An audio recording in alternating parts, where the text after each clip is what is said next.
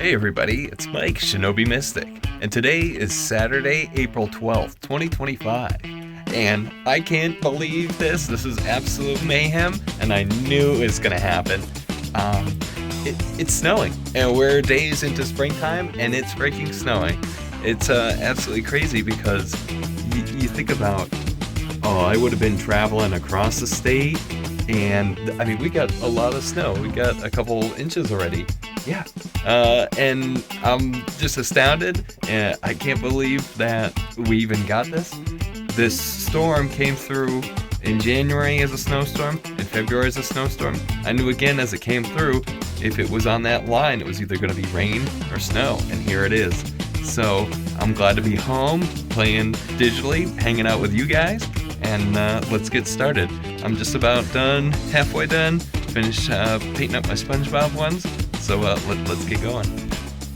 Hey there everybody, it's Mike, Shinobi Mystic, your host here on Mystic Miniatures Forge, and today is a super special day. It is Saturday, April 12th, 2025, the first day of Mystic Mayhem Digital at Home Convention. So here is, just as promised, the game room. Welcome to the game room. It is open daily.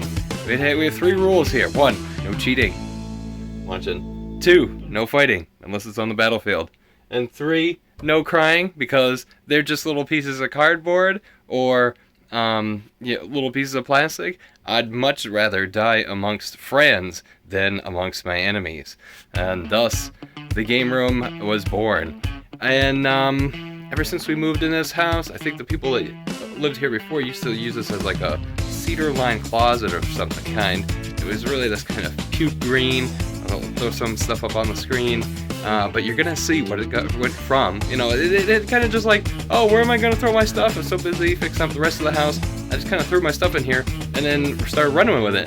Now we've got the YouTube channel, and a year later, I was thinking to myself, it's time to up my game. It's time to change the game room. So instead of putting my efforts into driving halfway across the state during a snowstorm, I decided to put my time and energy into fixing up the game room for today. So without further ado, here is the game room.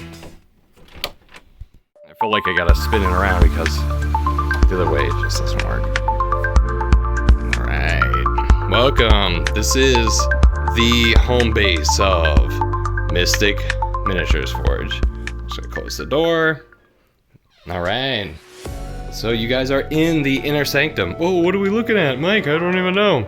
Alright, well, we have homage to the great planeswalkers like Garrick and Jace, Liliana and Chandra.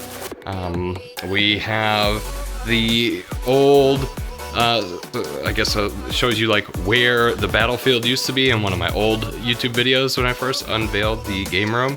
Now you can see, instead of being a setup against this back wall, I've got like a table with some equipment around it, but you know, you could use this spot for sorting cards. So instead of having a game space coming out of the wall this way, I've pivoted it and turned it this way, where the room is longer this way than it is that way, and it should provide for more space. Now here we are at the main gaming console. This is going to be the computer that helps feed and power up into the projector, which the projector's not there, but we have a stand hanging from the ceiling. This helps save a bunch of space in the back. I used to have like a gap here, and now we're gonna be able to save a lot of space. I don't have any other tables or anything set up, but when I set up the projector and the tables, this room is gonna fill up against that back. So what I'll be doing is sitting here controlling the main screen and the projector, and it'll be very easy. I won't have to turn my head around as much as I was before. I also thought this was nice because it gives me access to the window, and as I sit here and play, I don't have to crank my neck around. I'll have full access through the Stream Deck for the added functionalities. And this is where I'll probably be doing the live streams for Bikini Bottom and other kind of AOTP games. Now, I kind of felt crazy having two computers down here, but it kind of actually happened organically. in the early days when I had my first computer, you'll see in a second, and the projector and the screen, it was too much. This old micro PC wasn't able to even record video of all three screens being broadcast and all the camera feed coming through. So you can see the old game room setup. Now what we've done is we changed it, and I have a different computer that's able to handle the recording, I guess the basic recording requirements. And now this station is going to be used with the gimbal from the ceiling for showing games for like when I do Magic, Commander Night online, doing miniature painting. So this is now the new other computer setup that I'll be using for other kind of features. So for over here will be when I do Shogo on my Mystic Mecha Forge. This will be for miniature painting. This will be for playing Magic. Over here will be for Hero Quest, tabletop gaming, AOTP, and other RPG games that I'll be running.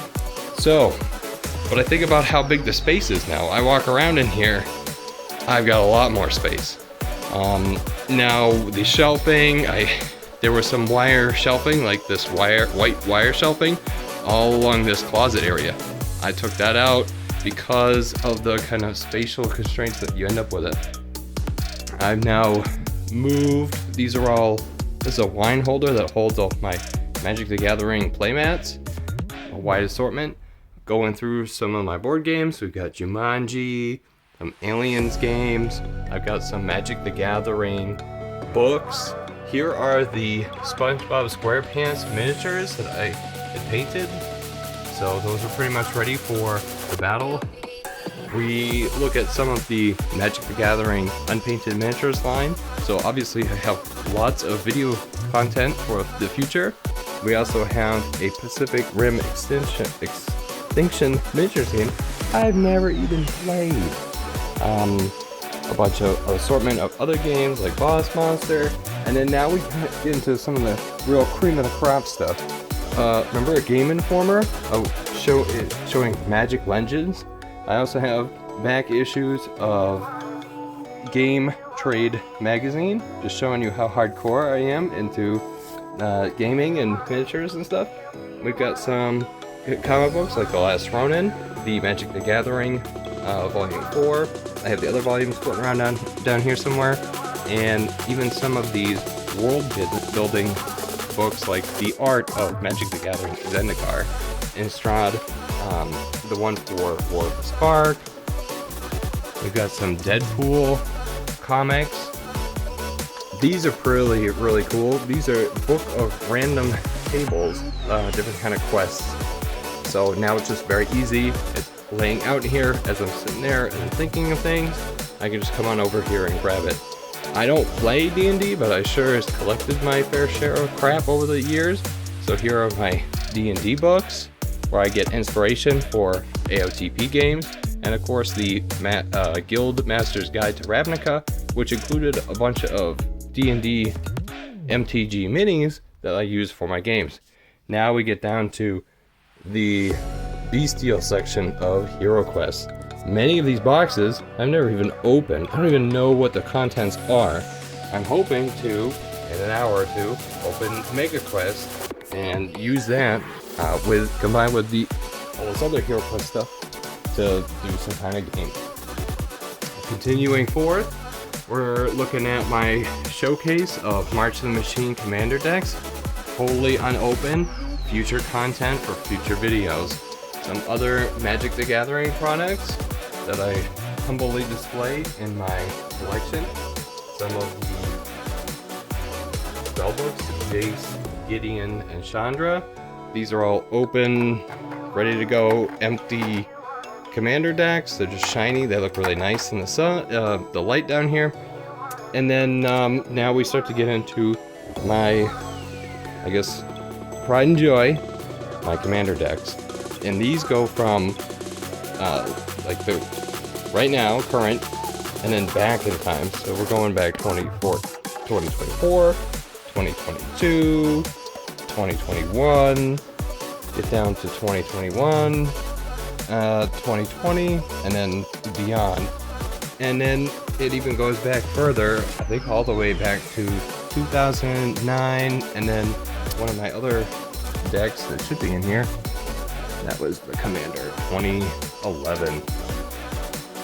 We have some old Oathbreaker decks that I've been slowly converting into Commander decks, and then a bunch of Legacy decks that I don't really use as much, but I know they sure as shit contain some nice ass cards.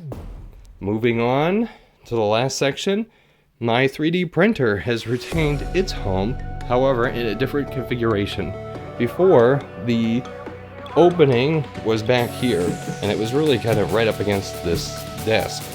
And I tried to go to open it, and it would work, but now I think being able to come over here, open it in its entirety, and then being able to access it for the final print and the configurations, it makes much more sense. It's just going to be unfortunate that as it's burning plastic, it's going to be blowing that bullshit right into my face.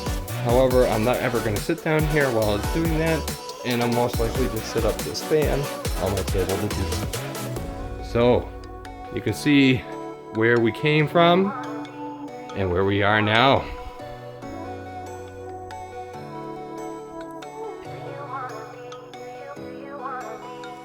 Added an extra little shelf for more miniatures to be displayed.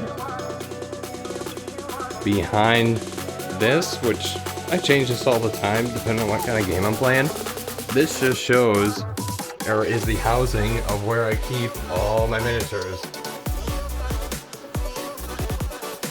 So it'll be nice as I sit here behind the screen and then I'm looking at the battlefield, which will be on a table here. I'll have that kind of backdrop. So if it's like a forested area I've generated, I'll have a nice forested area. Alright, thanks so much for hanging out with me. This is the brand new game room, Mystic Miniatures Forge. Here's to happy gaming, and it's only uphill from here. Excelsior!